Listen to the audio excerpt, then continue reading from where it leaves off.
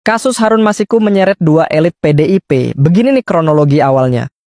Kasus buronan KPK Harun Masiku kini kembali menyeret elit PDIP. Setelah sebelumnya menyeret Hasto Kristianto, kini giliran Yasona Laoli diperiksa KPK soal kasus ini. Katanya Yasona diperiksa, kapasitasnya sebagai Menkumham di masa awal kasus itu bergulir. Dan Yasona sih dari kemarin-kemarin juga udah menegaskan bahwa dirinya sama sekali nggak melindungi Harun Masiku. Nah sebenarnya kalau kita flashback, kasus Harun Masiku ini bermula dari pemilu 2019.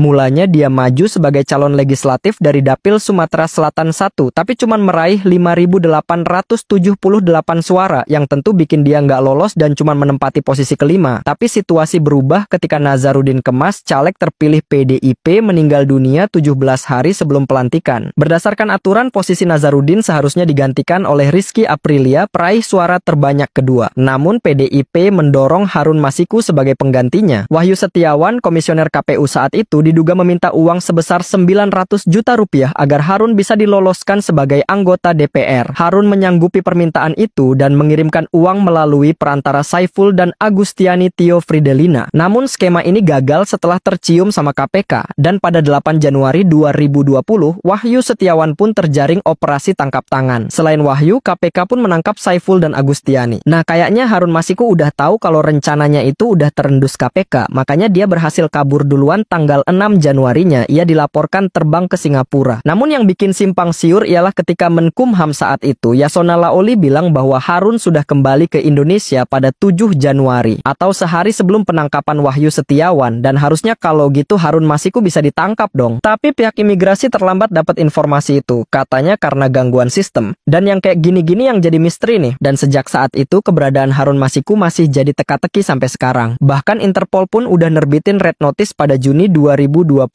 KPK sampai saat ini terus memburunya dan kemungkinan katanya ada di Malaysia atau Filipina.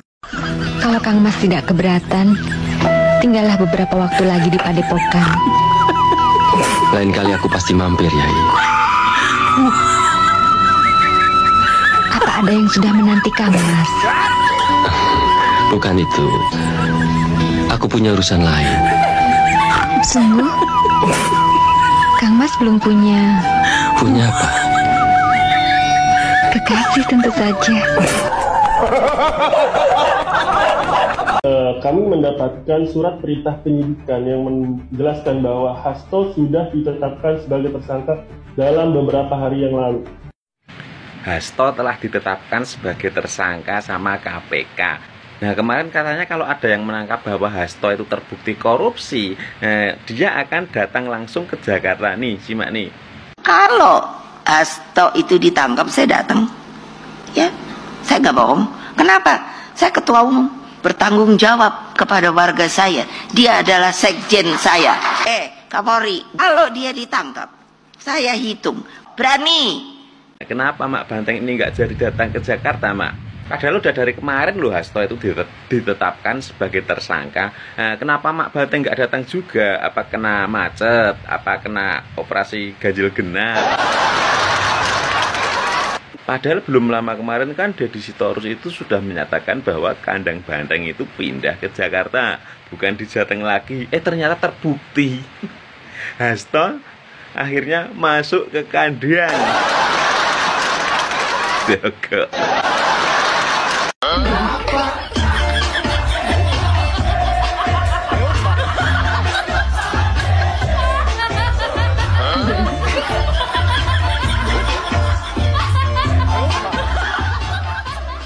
Izin melaporkan Bu Mega. Siap. Kapan Bu Mega ke KPK Bu? Patut kata saya dengan tersangka. Kalau Hasto itu ditangkap, saya datang. Ya, saya nggak bohong. Kenapa? Saya ketua umum, bertanggung jawab kepada warga saya. Dia adalah sekjen saya.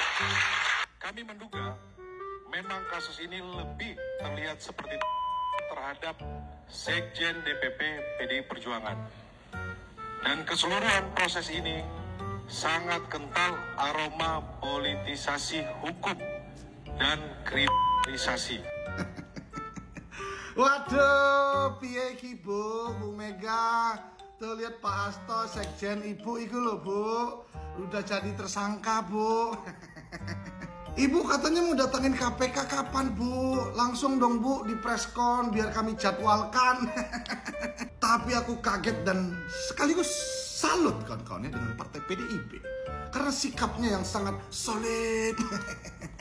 Gimana nggak aku bilang partai PDIP sangat solid dengan Pak Hasto? Karena pernyataan di dalam konferensi PDIP itu sangat membela Pak Hasto. Ya kan dibilang ini politisasi lah. Padahal politisasi terhadap apa lagi? Pilkada udah selesai. Ya kan pilpres udah selesai. Terus Pak Hasto juga bukan gubernur, wali kota, bupati, atau anggota DPR atau menteri kan bukan. Ya kan hanya rakyat biasa. Harusnya menurutku PDIP berjiwa kesatria untuk bilang menghormati keputusan KPK dalam menetapkan tersangka Pak Hasto, ya kan? Dan apa? Dan melakukan upaya hukum lainnya. Contohnya melakukan pra-peradilan atas penetapan tersangka yang dibuat oleh KPK kepada Pak Hasto kader PDIP. Atau PDIP menyiapkan bukti-bukti ya nanti yang akan disuguhkan di persidangan yang kontra terhadap bukti-bukti dari KPK. Ya kan itu menurutku lebih berjiwa ataupun bersikap kesatria daripada seperti ini. Kesannya PDIP ya yang penting ini kader kita, ini sekjen kita bela mau benar mau salah. Nah ini nggak tepat kawan-kawan.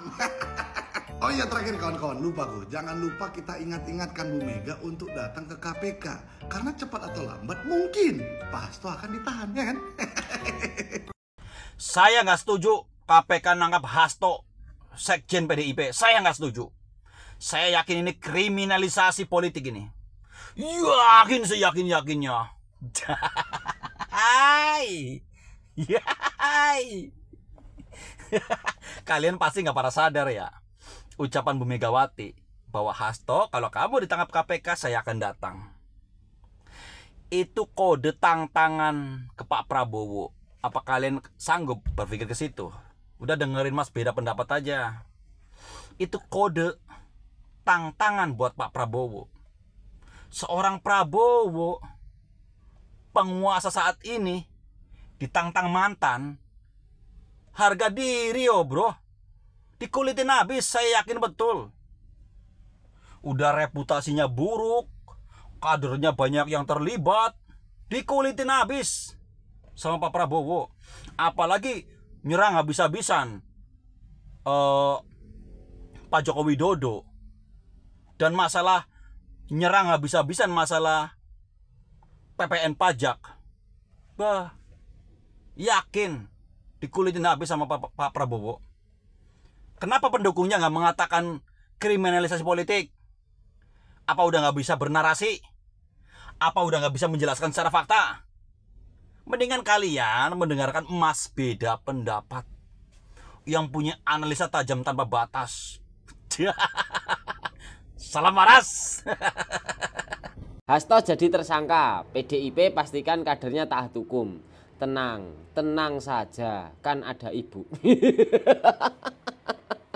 Ketua KPK Setio Budianto menyebut suap itu dilakukan bersama-sama dengan calon anggota legislatif PDIP tahun 2019, Harun Masiku, yang saat ini masuk daftar pencarian orang DPO. Hati-hati loh kecurangannya loh.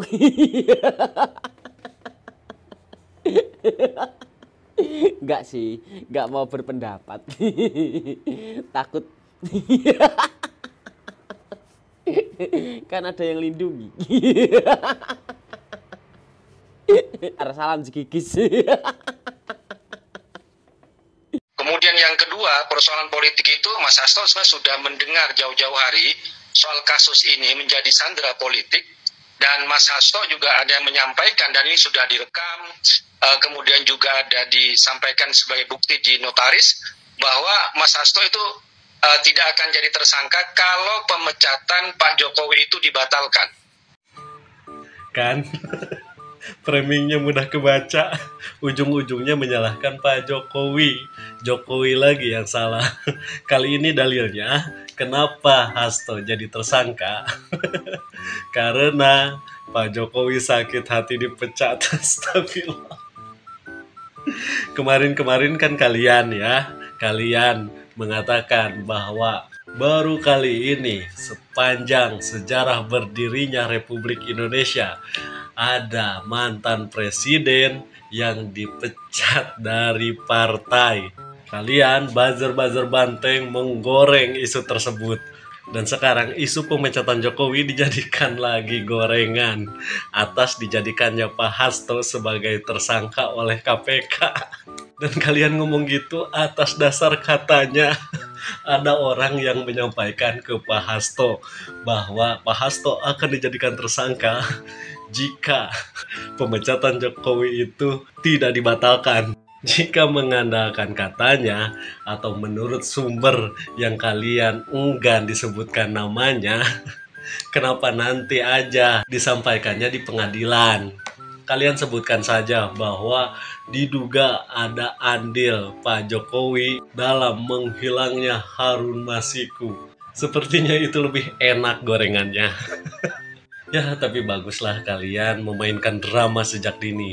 Jadi jika kasus ini sampai ke pengadilan, kalian tidak bisa menuduh lagi Pak Jokowi terlibat dalam kasus Harun Masiku atau menghilangnya Harun Masiku selama ini. Dan satu lagi, melalui drama ini, tuduhan Kaisang menerima uang dari Harun Masiku yang isunya beredar di tengah masyarakat tidak terbukti sama sekali. Karena apa? Ya bagaimana mungkin jika anaknya Pak Jokowi terlibat dalam kasus Harun Masiku? Kalian bisa seenaknya menuduh Pak Jokowi adalah dalang dijadikannya Pak Hasto sebagai tersangka dalam kasus ini. Bukannya seperti menggali kuburan sendiri, bukan begitu? Pemuja PDI Perjuangan ternyata banyak tidak terima dengan dijadikan tersangkanya Hasto. Padahal mereka ya harusnya tahu Harun Masiku tidak tertangkap sampai sekarang ini dan belum ditemukan. Semua gara-gara si Hasto. Hasto yang memberikan fasilitas terhadap Harun Masiku untuk kabur.